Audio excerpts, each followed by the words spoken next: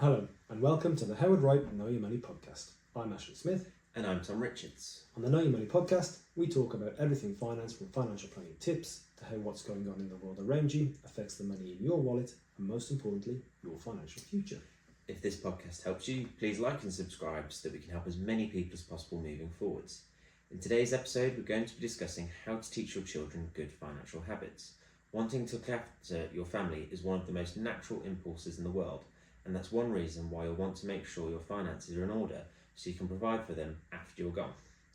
But another way to help your loved ones is to instill good financial habits into them whilst they're young, so they're in a much stronger position to achieve their goals in the future. So, Ash, can you tell our listeners your top 5 tips for teaching good financial habits? Of course, Tom, no problem. So, step 1, your children will start gaining an awareness of money early on in life. Perhaps because they've pestered you for a toy or a gadget and you've told them no. This is the perfect opportunity to start teaching them in more detail about the value of money, saving, how to manage your various expenses, paying household bills, paying for luxuries, non-essentials. So step 1 is start early. Step 2 is to encourage them to save. You can get your children actively saving money from a very early age. That can be simply giving them a piggy bank and putting the pennies in when they're very, very young, to opening up a junior ISA and getting them involved with the investment process as they get a little bit older. One technique I personally use is to split the pocket money into 2 parts. So the first part, my son has each month to spend on whatever he likes. The other amount is set aside to be saved for times where they may want to spend more than the average month, such as on holidays or school holidays.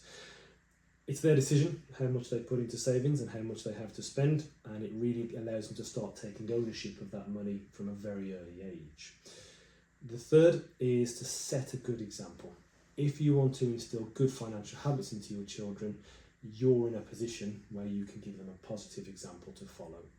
If they can see that you're actively setting a household budget, you're weighing up how to spend your money, thinking about the choices that you make, it will hopefully follow through to the children and become second nature for them as well. Not just in money, but in all aspects of life, they emulate your actions.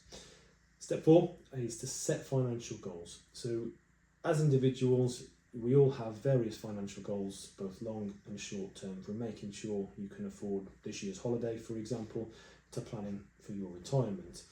You can encourage your children to get used to making financial goals and objectives for themselves. It could be that they want to buy a toy, they want to buy a new computer game, as they get a bit older they want to go on holidays with friends or spend a weekend away, new smartphone, new laptop, whatever that goal might be.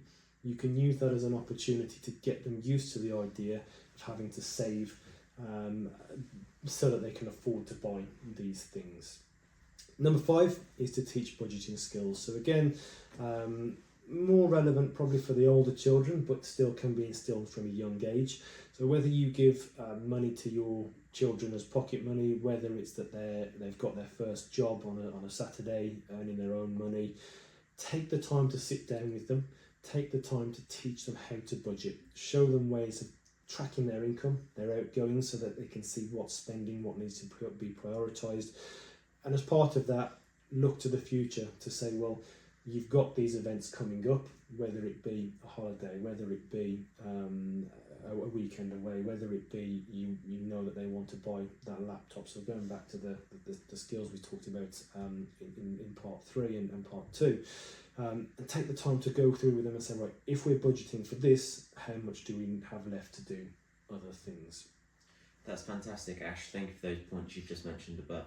Could you now explain to our listeners how you work with clients and their families at Wright when passing assets on to the next generation and building financial plans for our clients' children or even grandchildren? Yeah, so like all the points above, my job as an advisor is to educate and explain. When I'm advising my clients and their children or their grandchildren, it's all about explaining the different options, giving advice and explaining why that advice is right for them, their family. For example, I could be setting up a trust for the grandparents, which is ultimately for the benefits of the grandchildren. I therefore have to explain to all of the parties involved what each of their responsibilities are. If the children are old enough, we like to get them involved as well, or the grandchildren are old enough, we like to get them involved as well as beneficiaries and explain what this trust could mean to them for the future.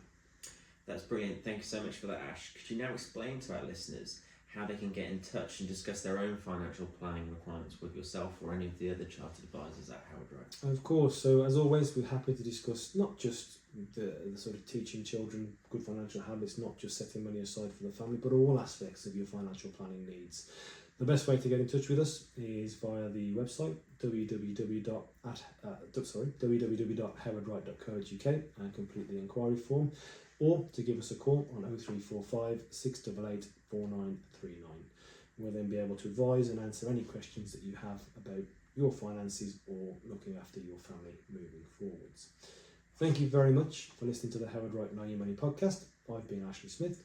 And I've been Tom Richards. If you're watching this podcast on YouTube, please like and subscribe or share on your socials. And if you're listening to us on Apple Music or Spotify, please drop us a follow and leave us a review.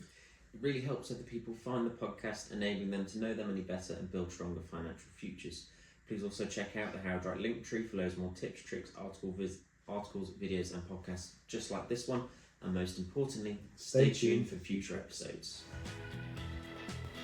This recording contains information from sources believed to be reliable, but no guarantee, warranty or representation express or implied is given to its accuracy. Howard Wright does not undertake any obligation to update or revise any future statements. Past performance is not a reliable indicator of future results. Investments can go down as well as up, and actual results could differ materially from those anticipated. This recording is for the information purposes only and has no regard to the specific investment objectives or financial situation of any individual.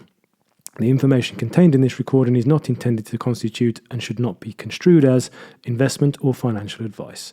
Appropriate personalised advice should always be taken before entering into any transactions. No responsibility can be accepted for any loss arising from action taken or refrain from being taken based on this publication.